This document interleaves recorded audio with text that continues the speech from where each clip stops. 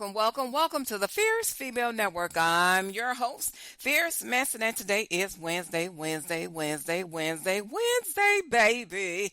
And of course, it is wonderful Wednesday, wonderful Wednesday. Listen, you guys, it is February 18th, 2026, 7:30 p.m. on the Central Standard Time Zone and 8:30 p.m. on the Eastern Standard Time Zone.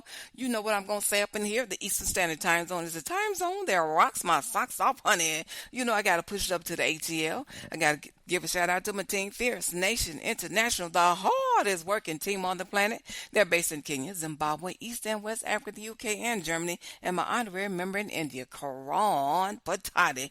This show will give a shout out to my international team, which is Fierce Nation International. So listen, I have a life lesson for you on today.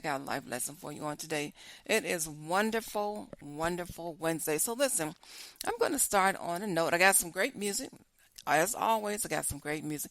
But listen, I want to bring something to your attention. As you guys know, for many years, I have been an advocate and really involved in when it comes to Alzheimer and dementia. Now, you know, that's one of my passions. That's one of the things that I really do care about a lot, of course. So listen, I want to bring to you guys attention. I had got a text the other day. I'm not sure if you know, but they are working on passing a new policy that will help individuals, help all of us, where you can take a blood test. Now, it's all about early detection. And so it's early detection when it comes to Alzheimer's / dementia. And so what it's designed to do is detect Alzheimer's early just by a simple blood test. And so, you know, some may know and some may not know that in order to detect Alzheimer's, you have to have a scan to really get diagnosed. And of course, you may or may not know there is a test you can do in the office with your provider. It's a verbal test, a memory test, as they say. And so, but now they're working on a blood test, a simple blood test, where you can take a blood test and get early. It's all about early detection. So listen, I'm going to talk some more about that a little bit later on.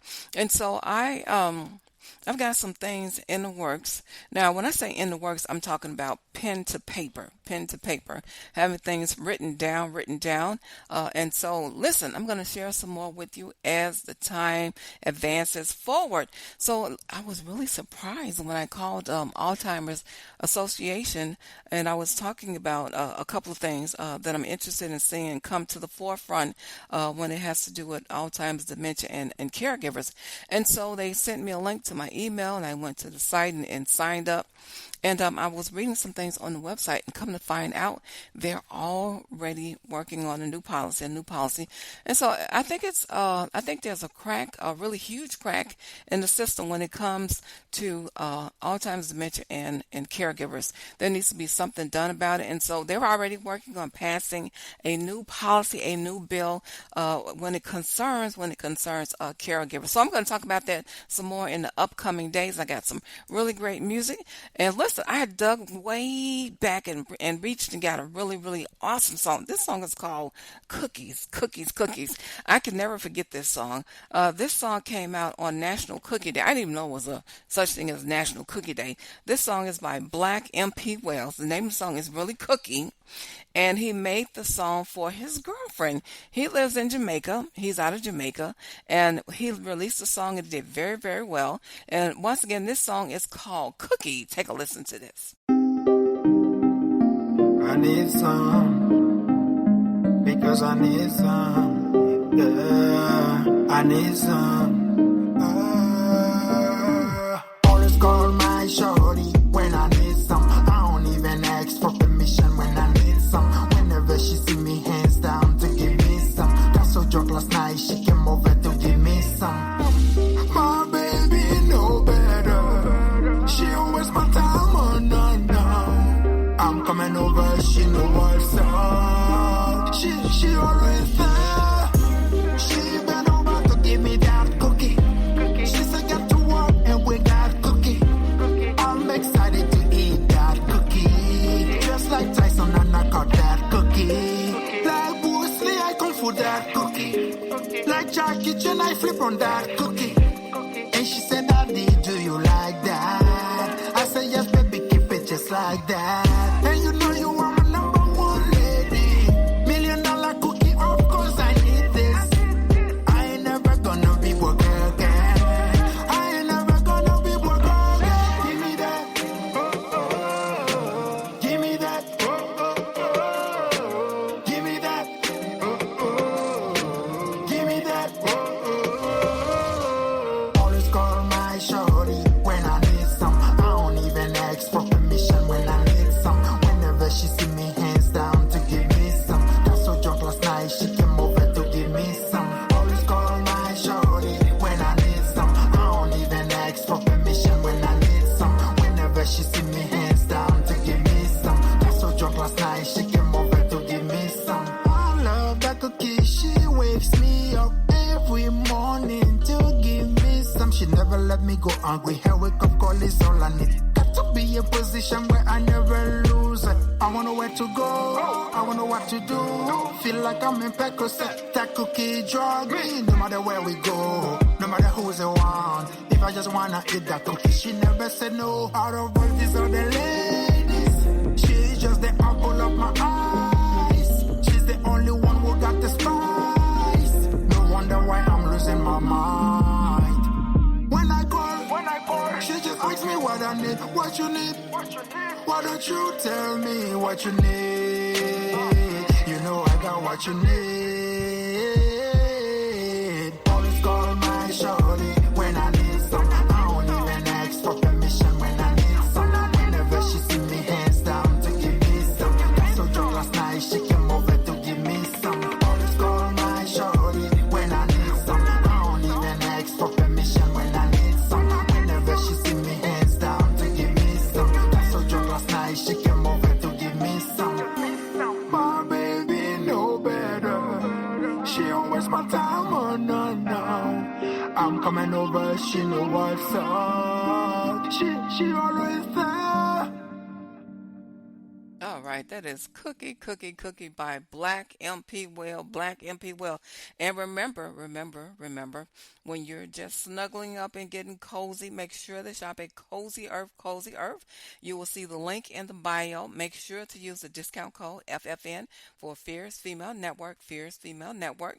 And you'll get that discount when you shop with Cozy Earth. So listen, I want you to make sure that you get the best rate possible. So listen, I got some more great music that's coming up for you. Also got some more interesting tips and some interesting information when it comes to. I want to say this.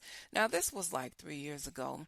I do want to draw your attention in to when it comes to things concerning caregivers. So I'm going to slow it down just a little bit. So now this is a quote that's taken off of Alzheimer's.org. And this quote has to do with credit. Maybe some people don't know. I don't know. Maybe some people don't know that you can get a tax credit. So, and it says here in the quote, there is an urgent need to help with the staggering costs faced by our nation's dementia caregivers, said EGGE. The Bipartisan Credit for Caring Act will provide real help to many families caring for their loved ones. The AIM looks forward to working with Congress and the administration to ensure this critical priority for America's caregivers is intact. So listen, and that's what the policy has to do with. It has to do with caregivers, making sure that everyone is protected, making sure that everyone is taken care. And you know the numbers are staggering. The number is like $1 billion. There is not $1 billion that's paid out to caregivers. It is $1 billion that has gone unpaid.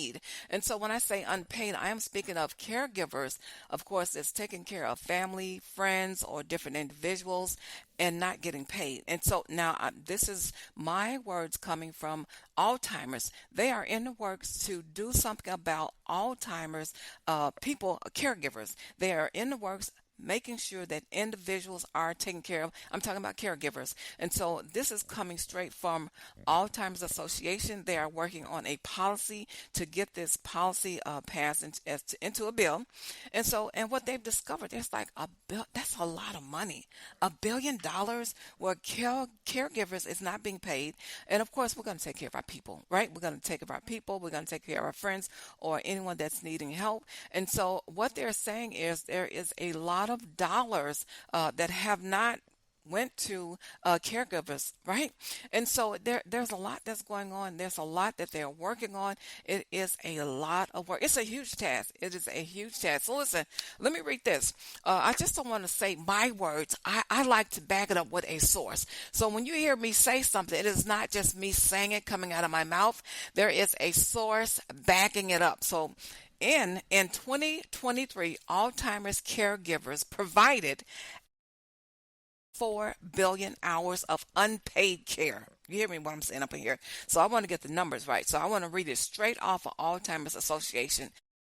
Alzheimer's caregivers provided 18.4 billion hours of unpaid care. Value, so it's far greater than what I said. I said 1 billion. So it's valued at nearly $350 billion. $50 billion. That is a heck of a lot of money. $350 billion. In 2021, dementia caregivers bore an average of $12,000 in out-of-pocket costs on behalf of the person living with dementia. Listen, as a result of this financial strain, many families significantly cut back on savings, contribution, and other spending, some reporting eating less due to care costs. That ain't no joke. I'm here to tell you that is not no joke. I talk about this a lot.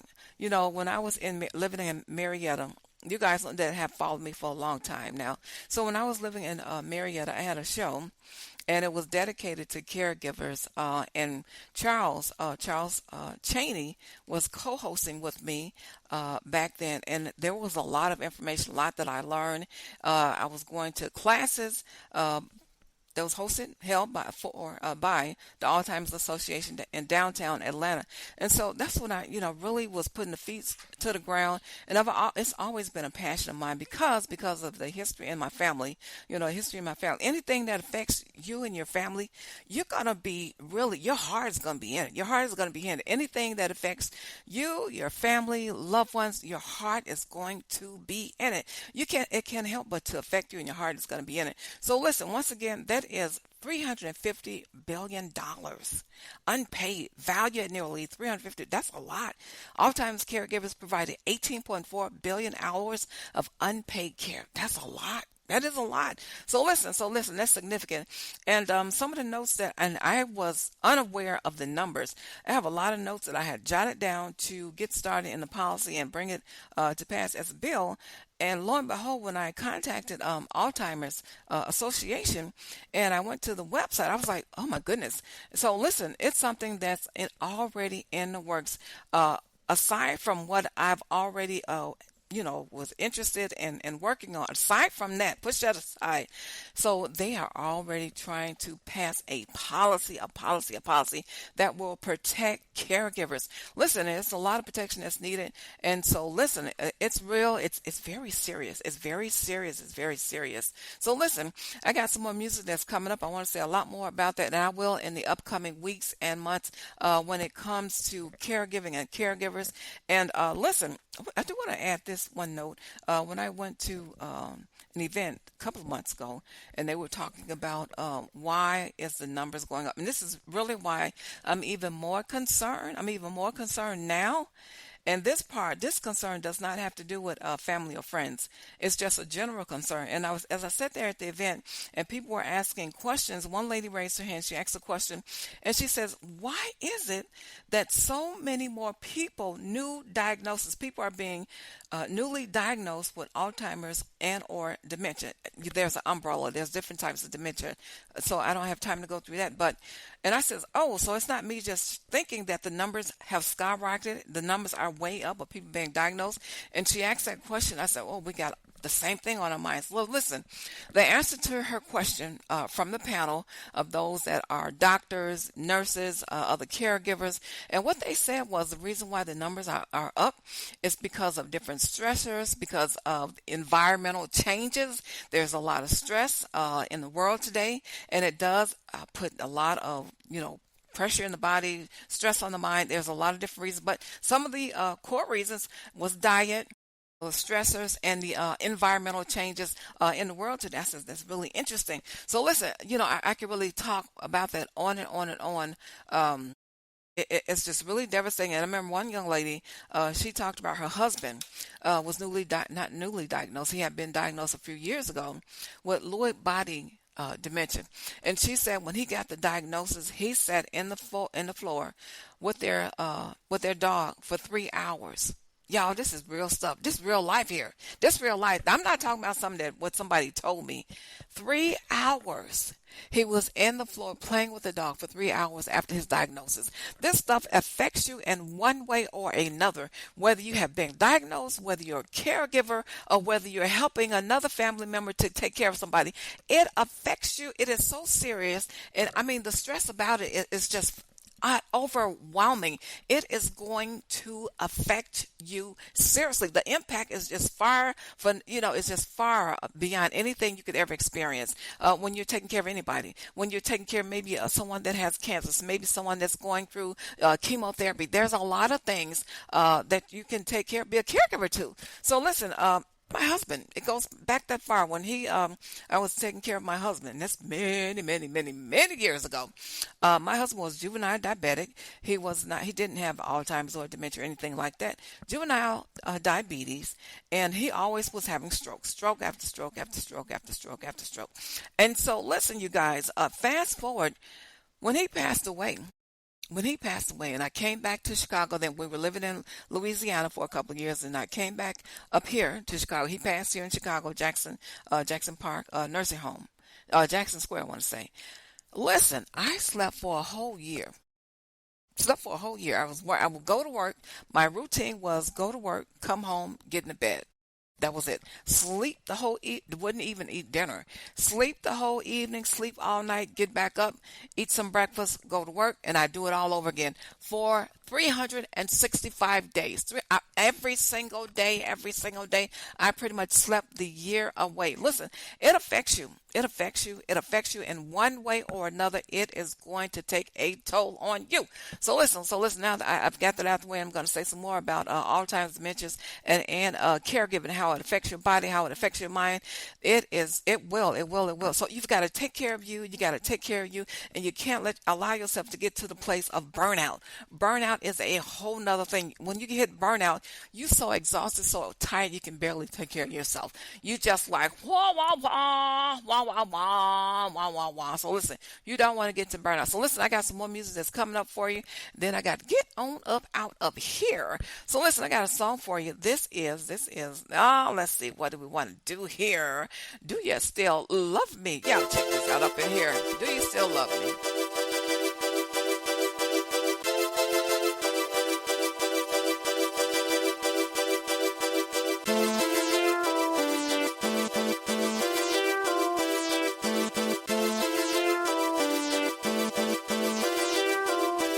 I see your face in every crowded street. I hear your voice in every heartbeat. We used to shine, but now it's dim and gray. I'm reaching out, but you fade away. All the night.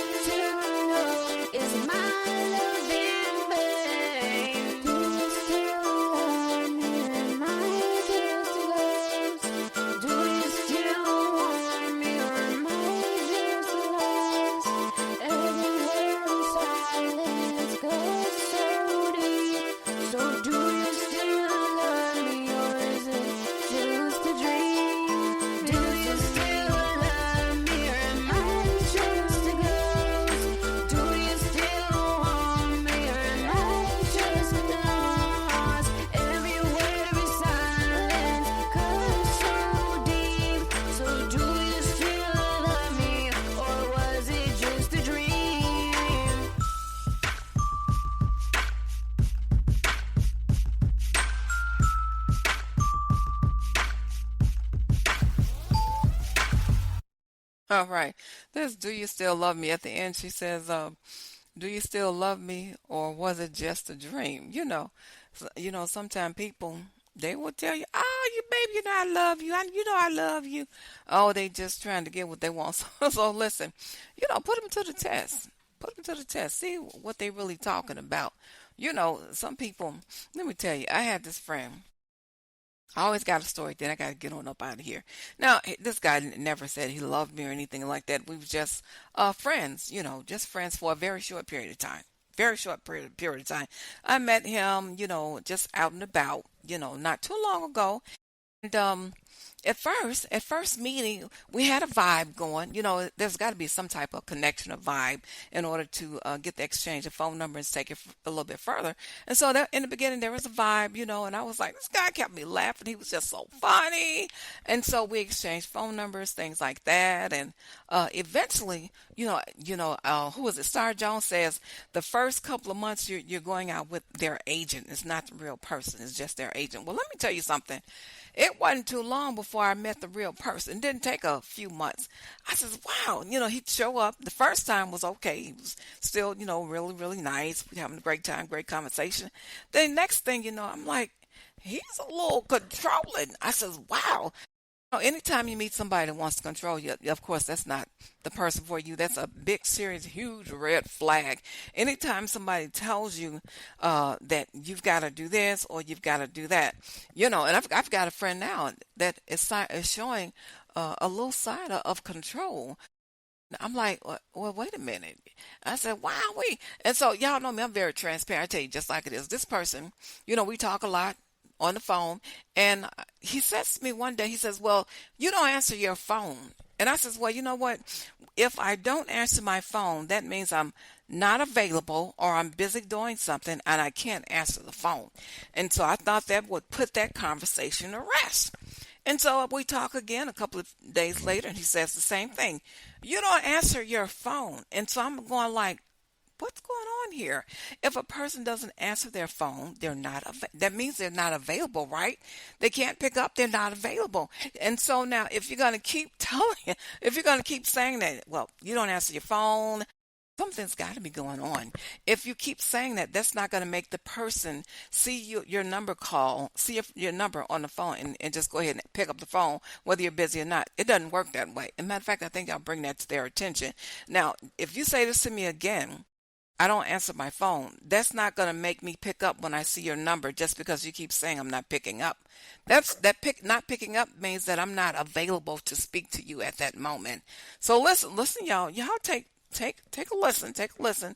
So be very careful of red flags. If you see a red flag and they keep coming up, and that's a red flag. That is a red flag. Because listen, control is something that wears very thin. Nobody wants to be in a situation where there is some type of control that is starting to show. So be very careful. Be very careful. So listen, I got to get on up out of here. It's been Stone Cold Blast, and as always, it is peace, love, and soul.